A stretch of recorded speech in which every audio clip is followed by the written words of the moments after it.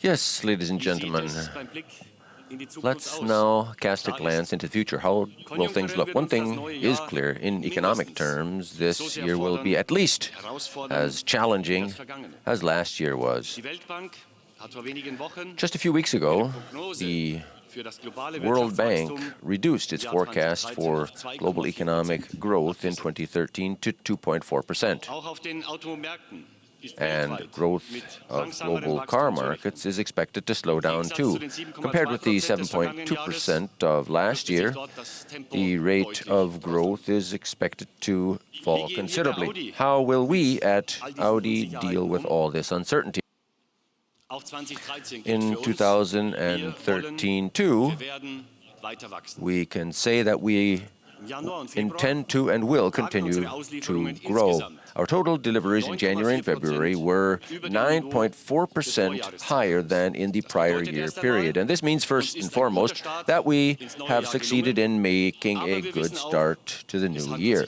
But we also know that this is just a snapshot at a specific time. Ladies and gentlemen, you know what our long-term goal is: annual deliveries of more than 2 million cars by 2020. We have set the number of 1.5 million units by 2015 as an important interim target, and we have systematically been doing our homework, and in the last 2 years alone we've achieved an increase of 360,000 units. And this means, first of all, that we will of course reach the level of 1.5 million units sooner than we planned in the past. And secondly, we are gaining additional entrepreneurial energy and financial strength as a result of this in the current phase of our growth curve. And this is a crucial phase now, because we are now positioning Audi for the next growth surge. This is taking place at all levels of our company, with our people and in our markets, with our products, and in our production facilities and in capacities. In the next 3 years, we will implement the biggest investment program in Audi's history, with a total volume of 11 billion euros. 5.3 billion euros of it, nearly half that is, will serve to strengthen and expand our sites in Germany. For example, Münster and Neuburg near Ingolstadt, or Billigerhöfe near our Neckarsulm plant. Today, a customer buys an Audi once every 22 seconds. And our production facilities, of course, have to keep pace with these sales. And as you know, we are currently expanding our production capacities, for example, at our plant in Győr in Hungary, and with a new plant in Foshan in southern China. At these two plants alone, capacities will become available step by step, so that as of 2013 we'll have capacities for an additional 300,000 cars.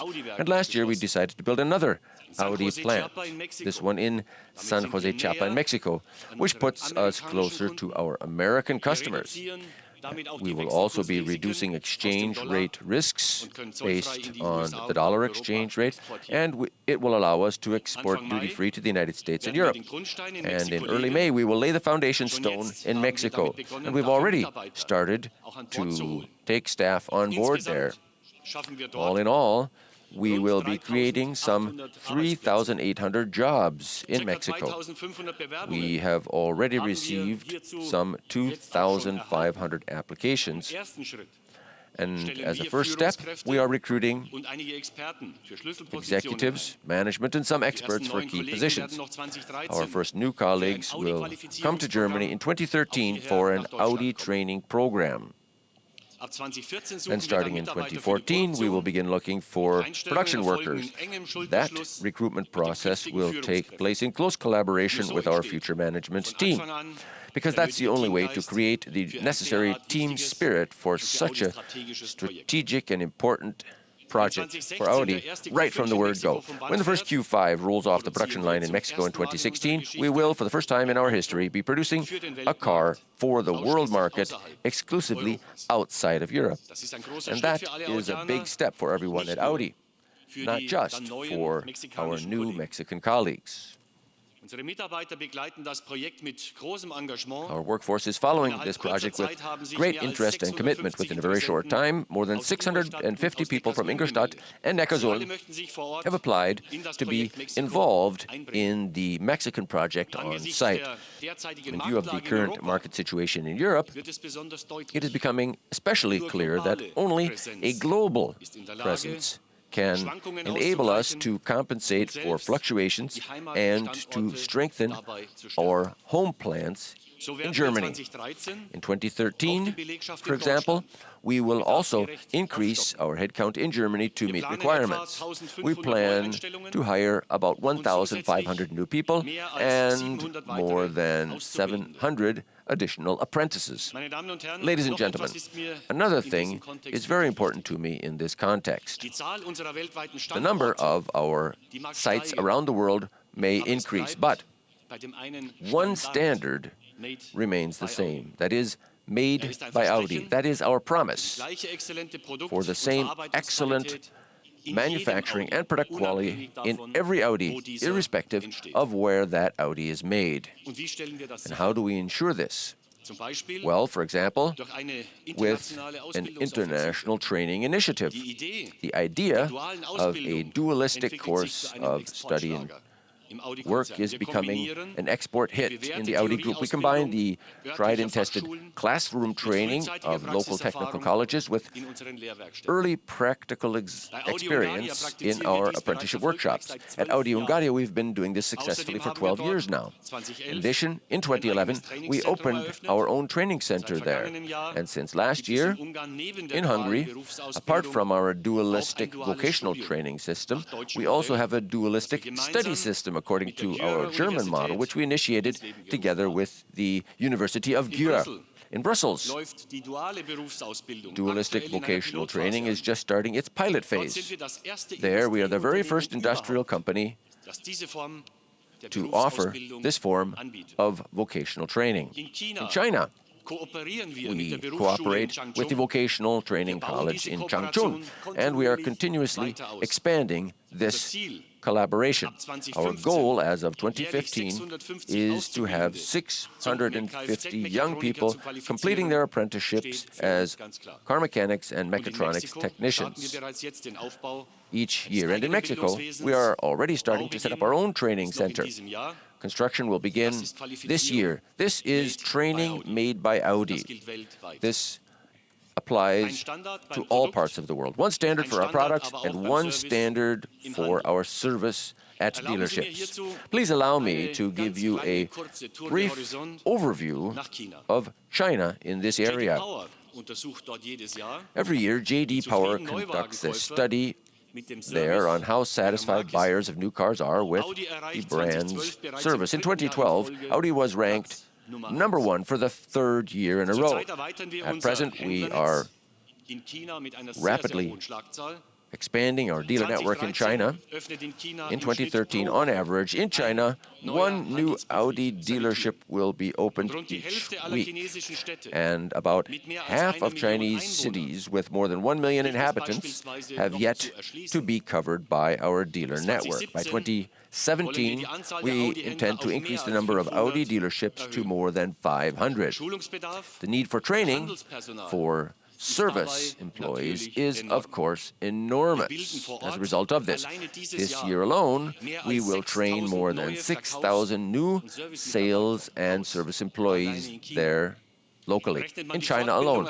And if you also include the further training of experienced employees, we come up with a total of some 240,000 man-days of training in 2013. This means that each and every employee in China will receive an average of 13 days of training and further training this year. This is the only way to ensure quality over the long term. This year in Beijing, we will open the world's largest Audi training center.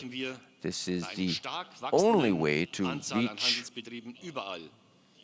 our high Audi service standards everywhere with a rapidly growing number of dealerships. Because moving into a market and developing a market has quantitative as well as qualitative aspects. And we are convinced that the right formula is quantity only through quality.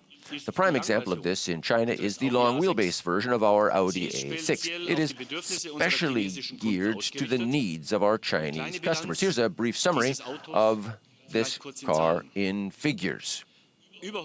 More than 130,000 units sold in the last year alone, making the Audi A6 once again the best-selling premium car in that market. In Best Cars 2013, a Reader's Award from the Chinese version of Automotor and Sport magazine, the long wheelbase version of the Audi A6 was the winner in 2 categories. All in all, Audi took 10 first-place awards, more than any other manufacturer. Among other things, we were granted the award for the most environmentally friendly brand. This was partially due to our start-stop technology, for example. It is now standard in all our Audi models produced in China. In addition to that, we were the first manufacturer to incorporate lightweight components in our models produced in China. By taking measures like these, we've reduced the average fuel consumption of our locally produced models by more than 15% since 2011. Now, speaking of local production, I've already mentioned the new plant in Foshan. We're also increasing our production capacities at the plant in Changchun, of course. Added up, in the next 3 years, in China, production capacity for an additional 350,000 units will be installed. Together with our joint venture partner there, we are thus increasing our capacities to a total of 700,000 units per year. But as I said, production volumes are just one part of the story. If you want to continue to grow, you've always got to anticipate what customers of tomorrow would like to have in terms of products. And therefore, in the future, we will focus even more intensively on the specific wishes of our Asian customers in the future. For this purpose, just a few weeks ago, we opened our own Center for Research and Development in Beijing. More than 300 engineers are working to put the ideas and trends from the Far East into our products. Ladies and gentlemen, not just in China, but in all markets of the world, we want to be intelligent and understand the local markets. To this end, we have to understand not only our customers' wishes, but also their reservations. Because then, we will ultimately be able to convince these customers. Think of diesel engines and the U.S. market. For example, diesel was regarded as a dirty, sooty fuel suitable only for trucks there 10 years ago. Now, though, our clean diesel technology, the sporty, off-the-line torque, together with the outstanding range and the excellent efficiency, have won over Americans too. Today, for example, nearly 1 Q7 driver in the United States in 3 chooses a TDI. And in 2013, our range of TDIs in the U.S. market will continue to expand, with the Audi A6, the Audi A7, the Audi A8, and, logically, with the Audi Q5 too. In the United States, we supply the biggest range of clean diesel cars in the premium class. This successful work to convince customers is helping us to implement our growth plans for the United States market too. For the current year, we have set ourselves the target of delivering the new record of 150,000 cars this year. As I said, understanding customers does not just mean understanding what product features they want. It also means knowing how they choose these features. And it's a fact that more and more customers configure their own personal Audi. It's like with our annual report, My Audi. So it's haute couture instead of off-the-rack closing. In Germany alone, our revenue from optional extras increased last year at above-average rates. We've said it's not just the car. It's also the process of choosing and comparing that should be as enjoyable as possible for the customer. And our answer is the Audi City. It's in this dream factory that our customers configure their own specific Audi with the help of the latest computer and media technology. They experience it on enormous monitors on a scale of 1 to 1. Several 100 million combinations are possible. And thanks to this new technology, we are present in the bustling centers of the world's biggest cities. We opened the first Audi City last summer in London, near Piccadilly Circus. Let me give you just two numbers about the Audi City there that speak for themselves. 1,000 visitors per week so far on the average, and 70% more sales than in the previous traditional Audi Forum. At the end of January, we opened our second Audi City in the world in Beijing. The third will follow at the turn of the year 2013-2014 here in Germany, in Berlin. Ladies and gentlemen, a marketplace is not just a place. It also has a time dimension. In the Audi Urban Future Initiative, we deal with this very idea, the city of the future, because we want to understand how the big cities of the world work, because only then can we play an active part in shaping urban mobility over the long term. Last October, we awarded an architecture prize for the second time, the Audi Urban Future Award. It was awarded to the Office of the Architects Hohler and Yoon from Boston, in the United States, for their vision of mobility for the year 2030. Taking the Boston-Washington region as an example, we are together developing a city dossier, a kind of blueprint for how urban mobility can work in the future. One fundamental question is how we will cope with the fact that space in cities is becoming scarcer all the time. In order to ideally use this limited space, the interconnection between cars, the infrastructure, and people is becoming an increasingly important issue for the future.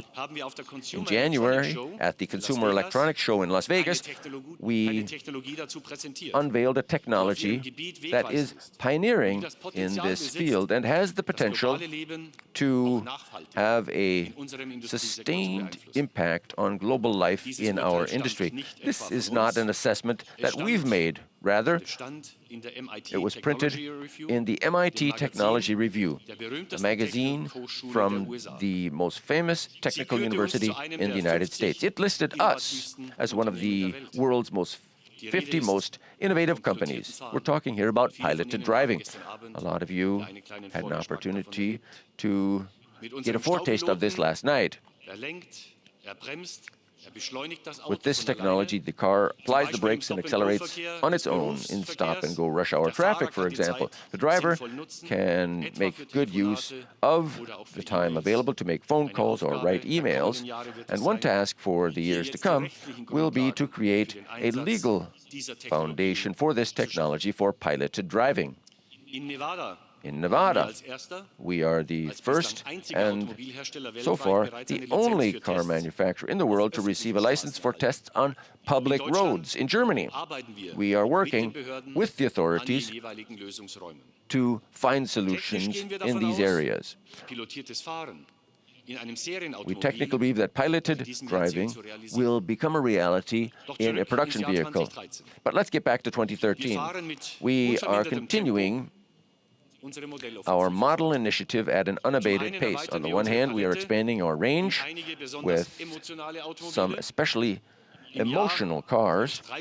In its 30th year, Quattro GmbH will launch 4 new RS models. The evolution of the RS philosophy is impressively apparent in the new Audi RS6 Avant. Despite significantly higher power output, it consumes 30% less fuel than its predecessor, due in part to the systematic use of lightweight design and intelligent downsizing with cylinder-on-demand technology. If only a small part of the engine's power is required, some of the combustion chambers are switched off, and then the car runs on 4 instead of 8 cylinders. In 2013, we intend to increase our unit sales of these high-performance cars by 1/3 compared to 2012. So, this year, we will have the biggest range of RS models in the entire 30 years of the company. And we will therefore roll out availability of our RS models to international markets. China, for example, the Audi RS5 Coupe was our first RS model in China in 2012, and in 2013 we'll see the next one, the RS5 Cabriolet, and we're going to continue to work on those. In addition to that, for the first time, we are giving an SUV the RS badge. The Audi RS Q3 is the pioneer in the new segment of compact, high-performance SUVs. And we've taken the same sporty approach with the TDI and the Turbo FSI versions of the Audi SQ5, which will also be delivered to customers this year. Demand for SUVs is rising everywhere in the world, quite considerably. Today, 1 in 4 premium cars in the world is an SUV. Of the new cars sold by 2020, it will probably be 1 in 3. And that's why we are systematically working to create a broader lineup. More sportiness will help us, more variety will be provided, it shows the brand's profile, and nevertheless, we are improving the fuel economy of our cars. With the A model series, we are successively rolling out the new A3 family in 2013. The A3 Sportback has been at our dealerships in Europe for the past 3 weeks. The Audi S3, the S3 Sportback, will then follow as of the summer. And we are adding a new member of the family with the A3 sedan. This is an important derivative which will stimulate additional growth, especially in China and in the United States in the next few years. And there's one more model, the A3 G-Tron. This model can run both on gasoline or petrol and on natural gas. The range of this bivalent natural gasoline drive system is more than 1,300 kilometers per fill-up. And with the A3 G-Tron, we're also covering the entire spectrum from the wind turbine to the steering wheel, because when the car is filled up with Audi e-gas, that is, because our e-gas project is based on wind power from the Emsland region of Germany. We've just completed the world's biggest power-to-gas plant in Welte in the north of Germany. The starting point is power from the wind parks, which is first of all used to produce hydrogen, and then we convert hydrogen and CO2 from a biogas plant nearby into synthetic Audi e-gas. We deliver e-gas to the customer via the public gas network. In other words, we utilize existing infrastructure. And in this way, e-gas is used as a practical form of energy storage for electrical power in addition to the battery. When the A3 drives on e-gas from our plant, the customer is driving with zero carbon impact because the exhaust system only emits as much CO2 as was previously used in the production process for e-gas. And this means that the A3 G-Tron is as climate-friendly as an electric car whose batteries are charged with electric energy from regenerative energy sources. So this shows that efficiency does not only work alone, but it can only work in concert. That's why we are looking far beyond the car alone. In addition to our e-gas project, we are doing research on other synthetic fuels such as e-diesel and e-ethanol. Here we're working with our American partner, Joule. In the state of New Mexico, in the United States, the demonstration plant for the production of sustainable e-ethanol is being built right now. Microorganisms use the sun's energy to produce this fuel out of CO2 and industrial water. Its overall CO2 footprint is significantly better than with any fossil fuel. And in addition to that, this process needs no biomass, no farming land, and no drinking water or potable water.